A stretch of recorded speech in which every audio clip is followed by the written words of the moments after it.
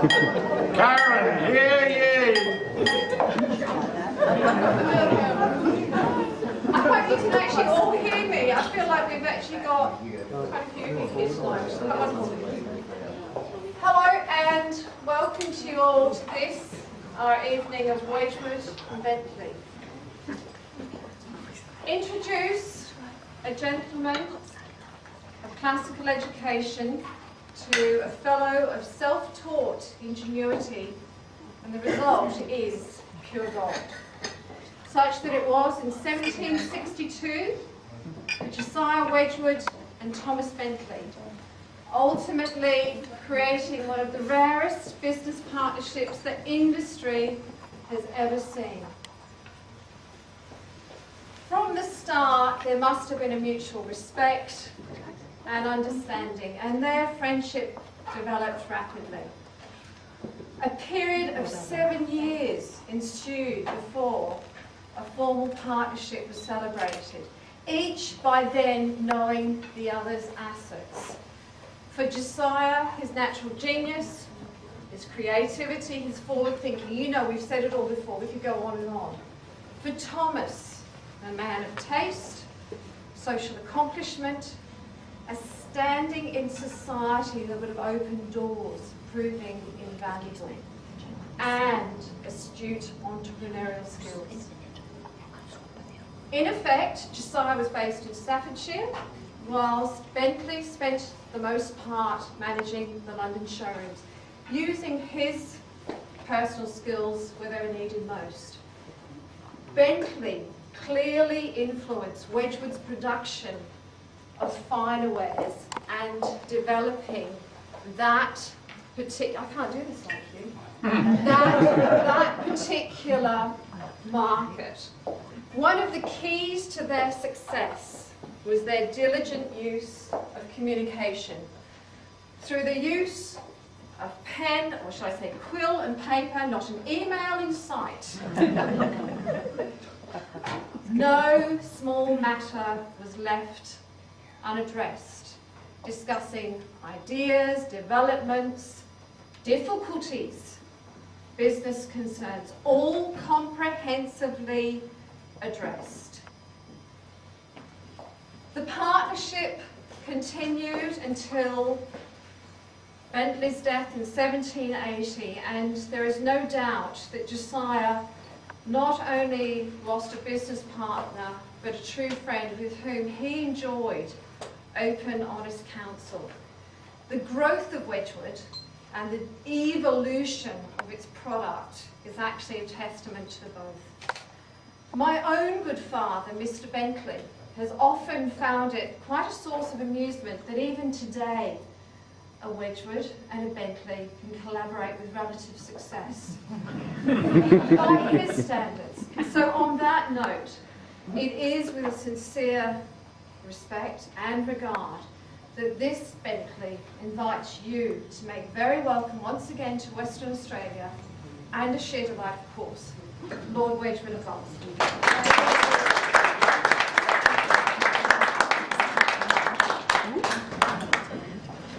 Talk about erudite and well-spoken. I can't think of anybody who could do it better than Karen. Thank you, ladies and gentlemen, for joining us here in the hallowed halls of the Houghton Winery.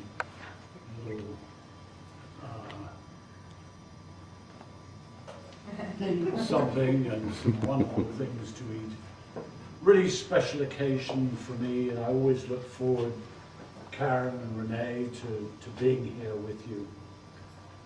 Meeting with so many people that I have been lucky enough to have come across along the way, and always indeed some new faces. This has been an extraordinary year for us, because, as Karen has alluded to, this incredible partnership that evolved with Wedgwood and Bentley was something so great within our organization And when we look back at the heritage, it was the golden era. It was a period of time when Josiah Wedgwood really hit his stride in a major way. He'd been building up to it. He'd been experimenting for years. But Thomas Bentley was the one that really encouraged him to go that extra step. And the partnership that they evolved and built together allowed this company, Wedgwood, to become the most fashionable in our industry. They also established the first global brand. The genius of Josiah Wedgwood, the brilliance of Thomas Bentley in making the connections, whether it be with Queen Charlotte, Empress Catherine the Great of Russia, or many others that received bespoke products from Wedgwood, allowed him to establish himself in a way that no other potter had ever managed to do before. And he was able to back it up with incredible products that were encouraged by Thomas Bentley. Thomas Bentley, as Karen mentioned, and Josiah Wedgwood corresponded throughout their friendship from 1762 to 1780, almost on a daily basis. And they discussed all manner of things, but of course the business was the key to it all. And the two of them really made, as one might say, some incredible music. And we today celebrate them, Wedgwood and Bentley. We have a Bentley. We have a Bentley car, but I can tell you there were no cars running around in the 1700s. So this guy, Thomas Bentley, was really an exceptional individual, and he's much forgotten in the Wedgwood story. The real historians, you go to Robin Riley and the rest of them, they salute him big time. But for the most part, because of course we reverted after 1780 back to being Wedgwood, but it was basically all about Wedgwood. So what do we take out of all of this? Karen held up this coffee pot, and maybe I'll hold up another piece. What about a simple plain plate in black basalt? And when Josiah Wedgwood in 1768 perfected black basalt, this was before jasperware, by the way, he said of it, "Black is sterling and will last forever." Ladies and gentlemen, we don't make an awful lot of black basalt today, but we still make black basalt. And we will live up to that standard, I hope, forever. The Wedgwood and Bentley collection, as I said, is a salute. I don't know how this thing works, Karen. I need my visual works.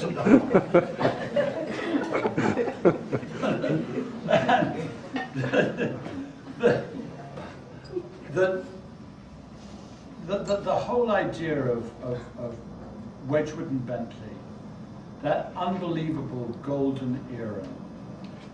And we today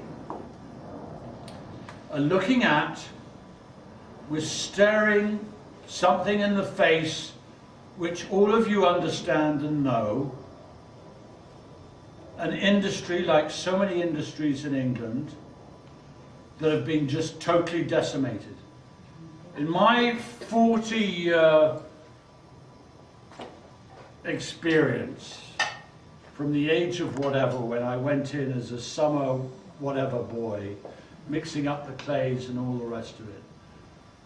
We used to have in the area 150 pot banks that you could name and number and all the rest of it. Today they're 5, and thankfully we're still there. And thankfully, ladies and gentlemen, we are still there, and by the way, we're not rolling over.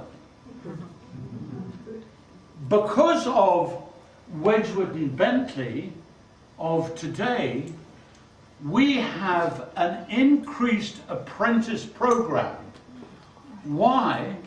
Because there is so much interest in the special skills that produce the pieces that we're making today, that we've had to bring on extra people.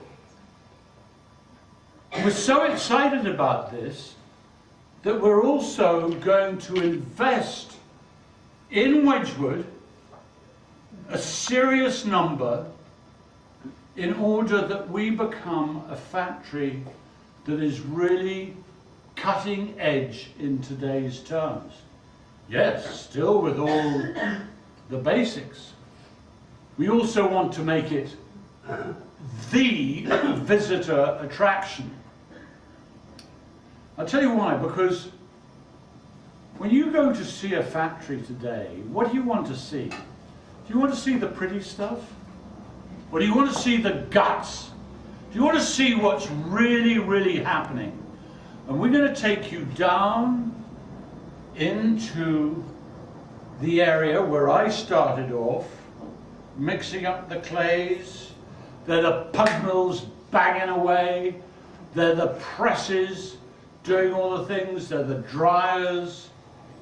You're going to get a real feel of what the factory is about.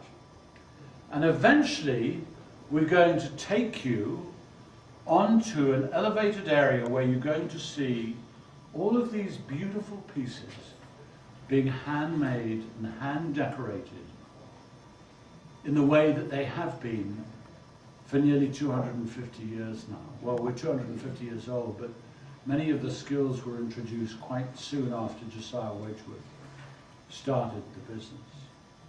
So, in a salute to all of this, and the fact that today is today, and we need to be, in each generation, contemporary, up to date, looking at the way people dine, people the way entertain, and we're told constantly, you people are out of touch. You don't really know how people live today. It's fast, we're all working hard, we've got kids, we've got all of this stuff going on all the time.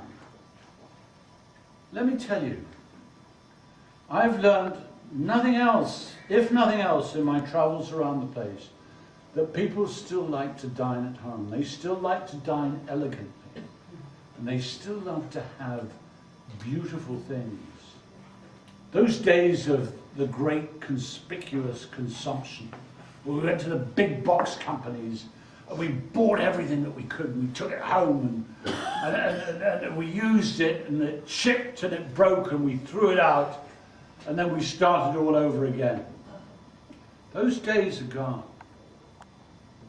I'm talking to young people today and they're saying, we don't want any part of that. We want something that is special, that's going to stay with us for our lives and beyond. So what do? We said to ourselves, okay, we're going to do something much more contemporary than we've done, but it's got all the Wedgwood DNA. And we've come up with pure gold. I mean, what is better than pure gold that is etched, hand etched, with magnificent pieces, different pieces that you can use in different ways. People say, oh, we don't want just a plate and a salad and this and that. We want a bowl, we want a this. So, that's what we've done. We've come up with that, And that is part of the Wedgwood and Bentley range. And I know, Karen, that there are a bunch of other patterns here that, here we go, okay. Who knows that? I should recognize it. Florentine turquoise. One of the, designed in 1882. I mean, this is an absolute classic. It's an absolute classic. And this young lady here, who hasn't paid the bill yet, paid the money, Florentine turquoise is still as much loved as it was well over 100 years ago, and really fits in to the whole pattern of Wedgwood and Bentley. And I'm also, this really makes me also very excited when I look at a pattern like Anthemian Blue. This pattern was designed for our 250th. We had new shapes. This is all hand done. It's all hand decorated at our factory in England. And with the reinvestment that we have and the new apprentices and all the rest of it, we're actually bringing jobs back to Stoke-on-Trent. We're backing the trend. I mean, in a couple of years, if I make it a couple of years, I can go 6 feet under pushing up the daisies, because we're set for the next generation. And this pattern is one that will help take us there. All right. There are a number of other pieces, by the way, around the place. I'll be happy to talk about them to anybody that wants to ask. But I insisted to Karen that I just had to show you the potpourri vase. And I know, yeah, if you want to take that one, just she's so good. Yeah. This,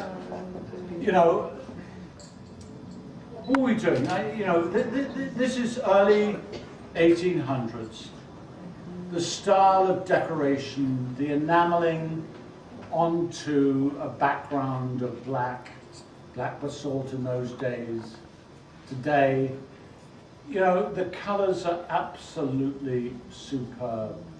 The palette is amazing. And when you look at this piece and the tremendous amount of work that goes into it, it really makes me feel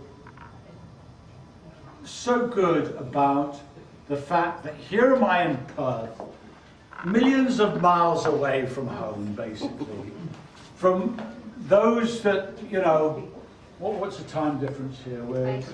Yeah, whatever it is, they're going to work or they're leaving work or doing whatever. And this is what they're doing. This is what they believe in. And when I go back and I'm walking on the prestige floor and I go, you don't know how much your work is appreciated out there, around the world, and as far away as Perth, Australia. It does. These pieces just make all the difference in the world. And there are not many of them that are made, but they're really made the old-fashioned way. And they're made, and they are special because the skills that are required to produce them you just cannot do through any type of machinery. So I know that many of you have heard me bang the drum many times before, but I'm just always so happy to be able to present to you these kind of things, because I think for us as a company, this is so important. And we've been, I feel, so fortunate to survive some really, really, really difficult times. And we're actually now, it's not just a bounce back, it's based on all the things that have been great for us in the past. We have this incredible heritage. We really look towards the quality of the product. Distinctive design, you can't question us on the fact that our products are very distinctive. And that final element of the craftsmanship makes it exceptional. So, ladies and gentlemen, when you are, and I know many of you, you know, have roots and things back in Britain, and you know, I don't know why you would ever leave Perth, you know, and the lovely sunshine and everything else. But if you are travelling back, please come and see us, especially maybe not next year as we're going through, come next year, but we'll be going through a transition. 2014, we'll have our act together, and it'll be an experience which I hope all of you will enjoy for the future. So, with that in mind, Karen, I'd like to thank you so much for inviting me back. A sheer delight to be with you, a sheer delight is the name. And what was I going to say? You have this wonderful charity thing. Oh, we could. And each year, I really enjoy sort of putting into that. So, if anybody hasn't put into it, will you please just join in the fun? And because if my name comes out, I don't know what I'm going to do, guys. My bags are full. Yeah, let's put your bags are full. But I've got a Molly Duca. Ladies and gentlemen, would you please put your hands together?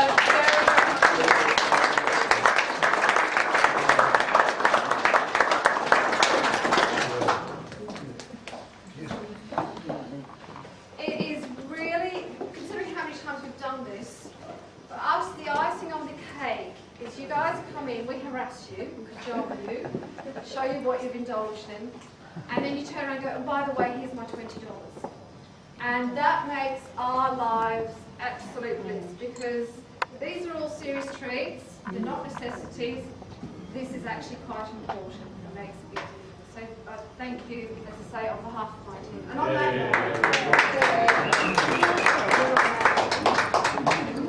I'm not allowed to win, or what do I do? If I can see my card,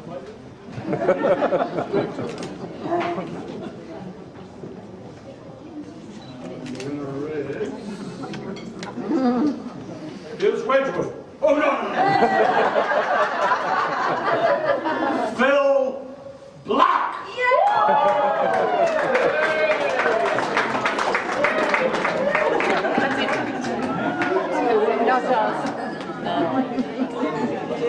Why am I gone?